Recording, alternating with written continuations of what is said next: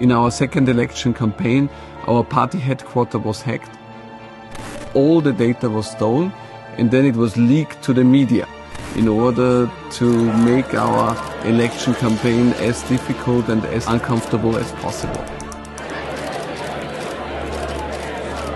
Cyber attacks can create absolute chaos. Imagine if the electricity is down, if somebody shuts down a hospital, or if somebody tries to poison the water supply, and it's the worst nightmare for a government.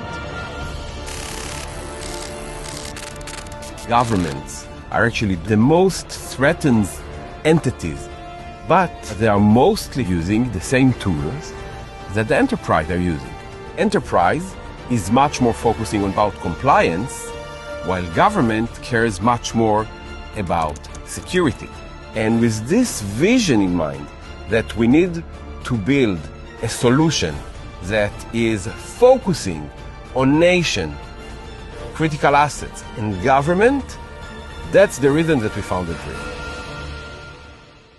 Geopolitical tensions are worsening, and now the digital consequences are as severe as the physical ones, sometimes worse.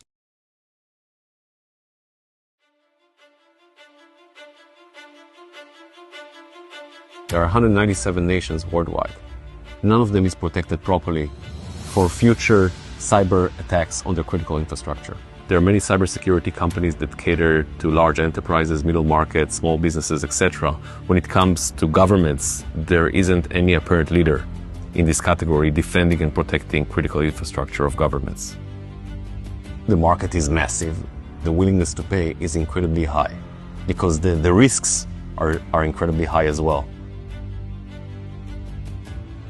We looked into the cybersecurity market and we realized that you have more than 3,500 cybersecurity companies in the world. They're all great. They're all backed by the top-tier venture capitals that exist.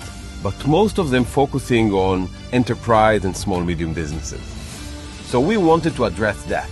We actually wanted to build a product that for the first time put governments and nations in the first priority of the product.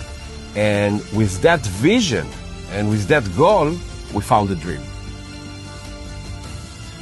We wanted to build something unique, and we wanted to contribute to make nations and critical infrastructure more secure. And I think what's unique about DREAM Security, the core of the architecture from inception to this very day to 10 years from now is second to none.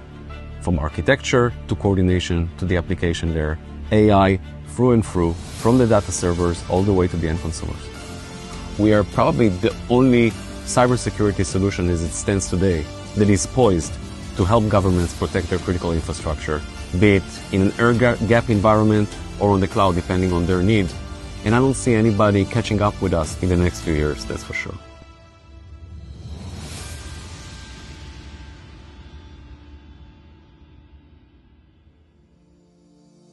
When talking about DREAM's platform and how it all began, I think it's best to divide it into the technological side and the business side. So on the business perspective, the go-to-market is focusing on governmental organizations and specifically on CERT organizations that supervise hundreds or sometimes even more than that of different networks in the country, and they want to achieve cyber resilience.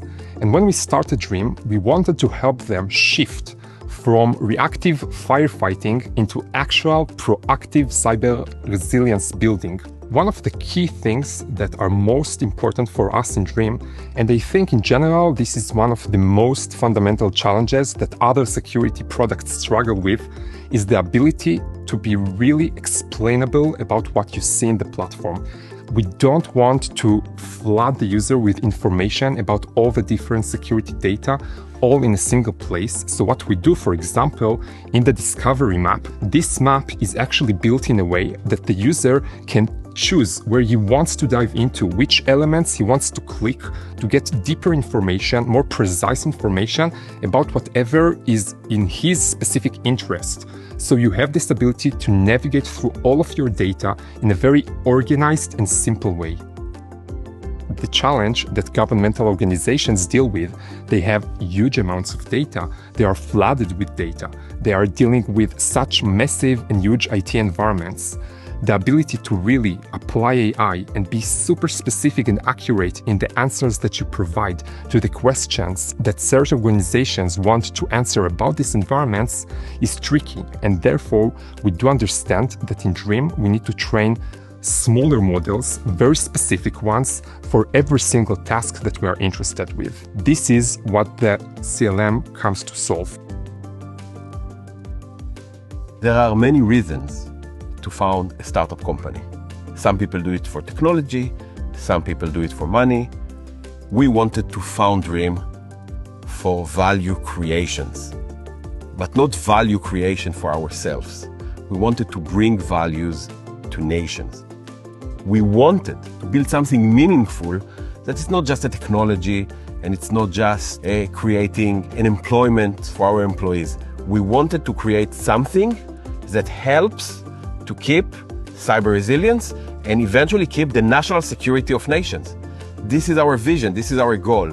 So when you ask me how do I feel, I want to say that I feel amazing, and I think that I feel privileged that I have the right of helping nations and government to do it. Dream Security is going to be a generational company. I think the main reason for that is our CEO and my co-founder Shalev Hulio, because he is a person, like, if somebody tells him that something is impossible, that's the moment where he starts to get active. A lot of people told us at the beginning, we are not sure if that is possible, and I think that is what drives him.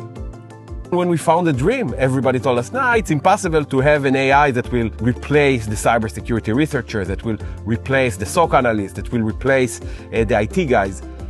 And we proved them time after time after time that they were wrong. And I think that's, for me, is the essence of being an entrepreneur. To hear people say it's impossible and then do it again and again and again. This isn't just about technology. It's about protecting nations. The same way every country has an army, Dream is here to defend in cyberspace.